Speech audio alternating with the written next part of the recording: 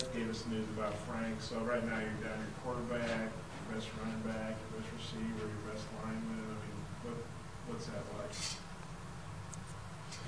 Well, I guess that wasn't very optimistic the way you put that. That's all right. I can say with a smile. Yeah, that's much better. That's much better. I guess it's just part of the game. I mean, it's part of athletics. Some years you get hit with injuries more than others. I feel like in the 2 years I've been here on the offensive line, for the most part, my first year I think we went the whole season without getting a guy hurt. You know what I mean? And that's kind of unusual on the other side of it. So this year I think we've it's caught up to us a little bit. At spring practice, obviously we felt like we had, Coach I know talked about us being strong up the middle with Raleigh and Austin Allen and Frank, and obviously none of those guys are playing right now. So yeah, it makes it difficult, but this is a great opportunity for young guys and other players to step up and really be accountable to their teammates and to this program. So, as if with anything that occurs with any position, you just got to keep moving forward and keep trying to build tools to give our players the best tools they can to have success on Saturday. And obviously losing Frank really hurts for more than just his playing. He was a very good leader. He is a good leader on this football team. The guys have a lot of respect for him, and I think guys really respect his work ethic and the way he handles himself on a day-to-day basis. Speaking of that, with Austin being injured and Jared out, and Raleigh out, and now Frank, who do you look to control the deal? Well, Cole does. I think David Williams and Devois need to assert themselves more. I think at the tight end position, Austin Cantrell's played a lot of football. CJ's starting to play more. Those guys, I think there's a bunch of guys that can do it, and they're just going to have to just take more ownership in it. Yelda is going to have to be a guy that asserts himself, I think, and obviously Cole Kelly needs to do it as well. So I think we have a lot of guys that are capable. I just think that right now maybe some of the guys need to get out of their comfort zone a little bit, and a lot of times when there's injuries, it forces roles upon people they're not normally used to, but also sometimes you get guys rise to the occasion, and hopefully we'll have that. Brett said Hammonds is going back to running back full time. I know he's been injured a lot. Brett said he's healthy now. What sort of boost can he give? I think he can help us. I think he's a very capable running back. I think it's going to be a lot easier this way to get him touches and get him the ball in his hands and see what he can do. And I'm excited about the change. To be honest with you, I think it'll be something that could be a real positive for him. And obviously, if it's a positive for him, it'll be a positive for all of us. If he is healthy physically, what does he do? He's got. I think he's got great vision and change of direction. He's got really good feet. He can accelerate very quickly through the hole. He's a guy that, some guys can get to 0 to 60 quickly, like Chase Hayden. I think that was one of his big strengths, is his ability to get to long stride quickly. And I think TJ has that ability as well. And obviously he's got good ball skills too. So I think it'll be a good move for him and ultimately a good move for us. But he'll get in the game Saturday, and we'll get him carries and get him going and see what he can do. When you're game planning with things that have gone on the line, is it more important to keep the tight ends more often, in the back? How do you kind of reconcile all that? Well, it gets to be a slippery slope, because the more guys you keep in, obviously the less guys you have in the route structure, which limits the stretch in the zones and things like that. So the more guys you keep in protection, and if they rush 4, they got 7 on 3 sometimes, and it gets difficult to find space in there. So there's times, I think, when you need to get guys out so you can stretch zones and give the quarterback option and create space. When guys are running through the zones, it creates space for other players.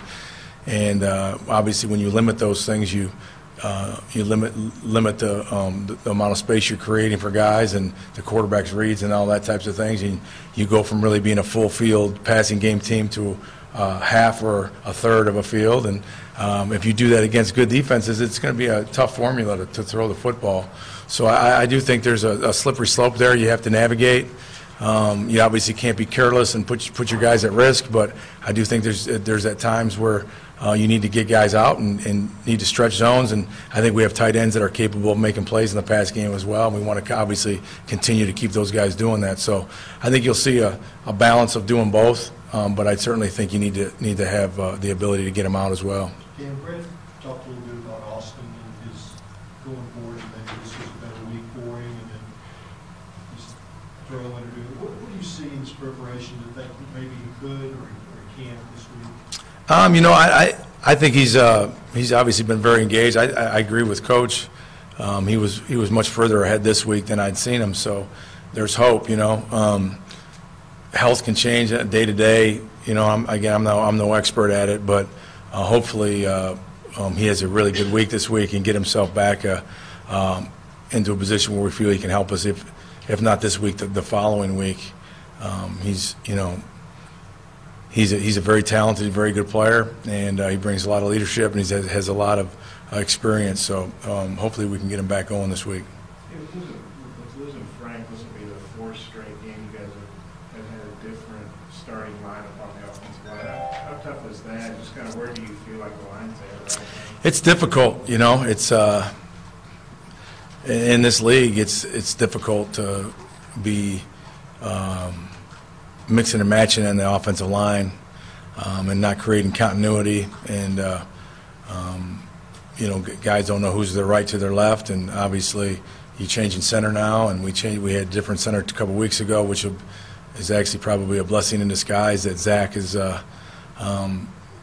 Zach Rogers got a game under his belt and against a very, very good defense. So it's difficult. If you can't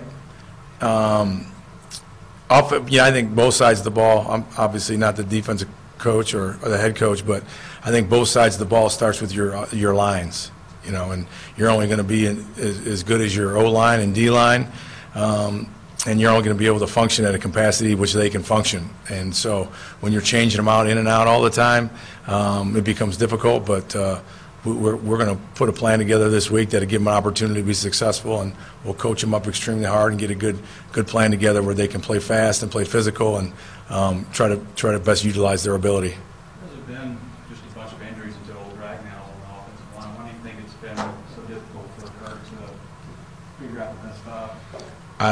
I think the big thing is their production. I mean, the players decide who plays. I mean, we don't. If you're productive and you're getting your job done, you're going to play. If you're not getting your job done, then we make moves, and we're not going to just sit there and say these are the 5 guys. That's it. If guys don't play well one week, it's an open competition from week to week, and you know what? We've had guys banged up. You guys don't know about guys that haven't practiced throughout the week and have to change positions, and there's a lot of stuff that goes on. So, I think Kurt's been put in a very difficult situation, and I think he's handling it very well. It's maybe hard to evaluate an offensive line against Alabama, especially with his first start. How do you think Zach did in that game? He did good. I thought he did a nice job. He had I think when there was an outside zone there, we got overpowered, I think, by nose and gave up some penetration, and I think he missed a twist one time and a protection, but for the most part, I thought he battled in there. He played extremely hard. He played with toughness, and you know what? That'll do a lot for you. And so Zach's a tough guy. He's a smart guy. He works extremely hard, and we know that he'll be out there this week, and he's going to give us 100% of what he can do, and he's going to give great effort. And he's going to play with great toughness. What's your take on the Ole Miss defense? I think number 9 is very good, outstanding player. I think number 95 is a very good player. Both those guys, just on the early tape, Sunday and Monday, really flashed to me as guys that can be very disruptive. 38, who was number 10 last year, I believe, the outside backer, creates some situations with pass rush. New defensive coordinator. They're very multiple. They're like everybody else in our league. They're getting in a lot of the 3-down stuff out of their 4-down looks. Creating a lot of multiplicity, and it's going to be a challenge, and like it is every week. When you look back, I don't know when you ever get a chance to reflect, but the game and the overtime at Ole Miss 2 years ago, Where do they rank for you? Like, what do they mean to you? Well, that game I get to reflect on because my wife actually bought like a plaque or something with Hunter throwing the ball. So when I go upstairs to grab a beer out of the fridge, sometimes I look at that up there and I go, oh yeah, it was a pretty good day, you know. So those are, again, I think you know, you make me laugh because you said, when do you get a chance to reflect? And I was just sitting there thinking like never. But yeah, it was as far as my coaching career, that was one of the most exciting the games I've ever been a part of. You know, it was obviously when you're on the winning side of those, they become one of the best experiences you've ever had. When, you know, I've been on a couple too where we came out a point short, and you don't look at it back on it quite so fondly. But yeah, that's a great memory. To me, it was just the ultimate team win. Like, guys just kept playing, kept hanging in, kept believing, and we were up, we were down, we were all around. You know what I mean? There was 2-point conversions, there was penalty. You know what I mean? It was just like. We went through a whole bunch of emotions on that day, but it was a great team win and something obviously never forget. How's the development of the tempo been, especially the last 2 games when you guys really implementing that and going forward? Coach said maybe go faster. Yeah, you know, I told the offense yesterday, obviously, when you win, there's not a lot of congratulations. Or when you lose, there's not a lot of congratulations after the game, like great job. But I did commend them on, you know, just in a week, you know what I mean, putting together, we had a chance to go tempo, but all the different things we asked them to do on Saturday, I thought they handled it very well for the most part. I thought our communication was very good. Thought guys were really bought in and tried to do their best on things on their own to learn what we were doing and all that. And I do think there's some things in that tempo that can continue to help us, even the ability to go back and forth from a huddle and go fast and have the ways then to go super fast, which we did a little bit on Saturday night, which I think these experiences will help us continue to grow as an offense as we move forward. Was adjusting to the tempo maybe the cause of some of the penalties? I think so. Yeah, I think there was 1 or 2 that might have been generated by that. You know, not all of them, but a couple of them absolutely. I think the guys got a little antsy. I know there was one where somebody was misaligned, and we were trying to get him realigned, and then the cadence took an actual extra long time, which guys then get a little bit jumpy. So a little bit on the tempo, and you know, a little bit on us just being a little bit unaware, and again having a guy not lined up in the right spot. But yeah, I do. I think when you do that, change tempos, you're changing cadences, you're changing things. There's going to be, you know, some areas in there we got to continue to develop and get better at, and the more we practice it, the better we're going to be. Dan, the wide receiver growth, what have you seen there from, you know, playing a lot of guys? I mean, you know, there was something medically involved, maybe there was some contact. I don't know. What you think about how those guys are coming around? Yeah, I think they played pretty. I think they played good Saturday, not great. I think there were some contested balls we didn't come down with that we need to start coming down with. There's times where we can't get off press coverage and create separation as well as we need to do, you know. So we got to continue to get better. Now, and then on the other hand, we had a couple guys wide open at times, and we had pressure and couldn't throw it to them. Or, you know, on one occasion I can think of right now, we missed a read. You know what I mean? So. I think they're playing good, but I do think there's a whole nother level we can get to, and I think they have the ability to do it. They just got to do it. You know, Jordan Jones continues to make some plays, but he's got to make more. You know, he's got to make contested catches. He's got to do a better job in his blocking and being a more physical player. Dion, same thing, makes some plays, but. We got to start making some of those 50-50 catches, and there's going to be catches that are contested in high traffic areas that we got to start coming down with, and we need Jonathan Nance to come back. He's been a couple games here where we haven't had a lot of production out of him, and I think he's capable of a lot more than that. And you know, you play in this league, you're going to play against good secondaries. They're going to get real handsy. They're going to get grabby. They're going to clutch you, grab you. They're going to get physical, and you know what? That's just the way it is in this league, and they don't call it real tight back there, so you got to be physical back, and our guys need to learn how to play that style of play in order to create some separation, and so we can get them the ball. What were the pitching points for Cole in game 2 for him, or start number 2, and was it an advancement in your view? We had to clean up his footwork. There were some great examples, good and bad, from Saturday. Basically, if he had a negative play, a lot of it had to do with his own self, with his feet, getting him to move forward, 2 hands in the ball, eyes downfield. You know, those 3 things are things that we preach. I preach every single day to that position. If you're not moving forward, if you don't have 2 hands in the ball, and if your eyes aren't down the field, as soon as your eyes come down, you're not a passer anymore. As soon as you have 1 hand on the ball, you don't have good ball security anymore. And as soon as you're not moving forward in the pocket and you're moving backwards, your feet aren't going to be in the right spot to deliver the ball with accuracy and velocity. So really those 3 things got him in trouble a little bit. I think Cole has to channel his competitiveness and his feistiness a little bit more. You know, I think he was really amped up. It was his first start in Razorback Stadium in front of his home fans, and I think he was so amped up. It affected him a little bit early in the game, to be honest with you. And I said this last week, I'd rather have it that way than the other way. But he'll learn, again, continue to learn from these experiences. He's very talented. You know, again, I think one thing the guys have to, it might be a little bit different, is for the receivers too, is to be able to catch the ball with the type of velocity that he throws it and some of the windows that he fits it in. I mean, he had a 3rd and 11 or 12 that he threw it in a really, really small window.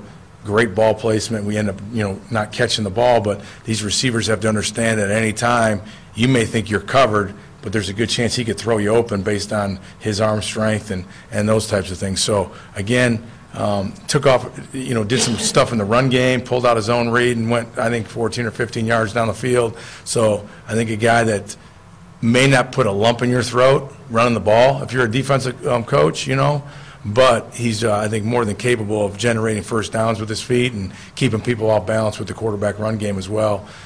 So I think there's so much positive with Cole Kelly, freshman quarterback, played Alabama, played Auburn. I mean, the guys, they're pretty good on defense, both those teams, and, you know, hasn't flinched, you know, hasn't been perfect, absolutely not, hasn't played perfect, but hasn't flinched and has been really competitive and shown toughness and grit and the ability to get knocked around a little bit and stand in there and do some things and make some tight window throws. So nothing but optimism and encouragement so far from the play of Cole Kelly, in my opinion. You mentioned before some of the throwing off the back foot. Is that what's leading to some of those lower throwing balls? Absolutely, yeah. You know, it's you know, here's the deal. You can't. It's not a perfect world. You're not going to have a perfectly beautiful pocket every single play where you can just step up and take your step and throw the ball. I get it. There's times where you got to make awkward throws off balance, or whatever those things are. But there's situations where we can make a good on-balance throw, and our footwork and our pocket posture is not allowing us to do that. Those are the ones that we have to eliminate. You know, I did a study a year or so ago. I think like 48% of a quarterback's drop back passes actually go as planned. 48% of them where you actually go 5, hitch, throw, 3, no hitch, throw. The other half the time, or 52% of the time, you're sliding up, you're sliding right, you're up, you're out, you're hitch, go and throw. These are drills and these are body postures and everything that I try to put them in their drill work every single day so they make those throws. Where we need to go with Cole is, hey, when you do have a good pocket, things are blocked up, we can't be moving and putting ourselves in a bad position where we have to make an awkward throw where we don't have to, if that makes sense. So that was a study of your all's games? Or? Yeah, well, you know, I did our year, a year at Central and a year here, and then just kind of looked at them, you know, and it's pretty, and I do it like every 5 years. I go back and do it, and it's been pretty consistent that, you know, somewhere between 40, 50, 45, and 50% of the time. You know, because I'm always looking at how we're going to practice. You know what I mean? So if I put the quarterback in practice every day, he's just taking a 5-step drop, hitching and throwing 100% of the time and not making him move, then I'm not doing a good job as a coach of putting him in all the scenarios he's going to be in a game to allow him to be successful. So I'm always looking at what type of pocket movements we have to make, what type of arm action we have. Like, for example, we practice throwing we can't follow through. So, you know what I mean? So there's times where you're in the pocket and it's collapsing on you, throw, and you can't all the way follow through. You know what I mean? We practice those things to try to put them in those situations, so if they get in a game, at least they've done it, they know how to respond, and they know how to complete a pass, maybe in not a perfect situation. And I think that's really the key of coaching that position, is trying to put them in all the different scenarios, whether it's up, out in the pocket, if it's hitch, transition to a slow jog, throwing on the run, if it's relocating left, throwing to your left, relocate left, throw right. These are all scenarios that we've studied, that we look at, and again, we try to create these scenarios and practice for them every day, so when they get in a game, they can do it naturally, instinctively, and they're not thinking about their feet, and their feet are just moving them, getting them in a good spot so they can deliver the ball. And then obviously with the young quarterback, these are scenarios we got to keep doing, keep building, and keep building his instincts, and keep building his fundamentals and his techniques. And you know what? At the end of the day, it comes down to those three things. We got to get him better technically and fundamentally, because I think he's really smart, and I think he's tough, and I think he's got a lot of those intangible things. And I think if we can continue to build these things, we're going to be able to have a really good player on our hands.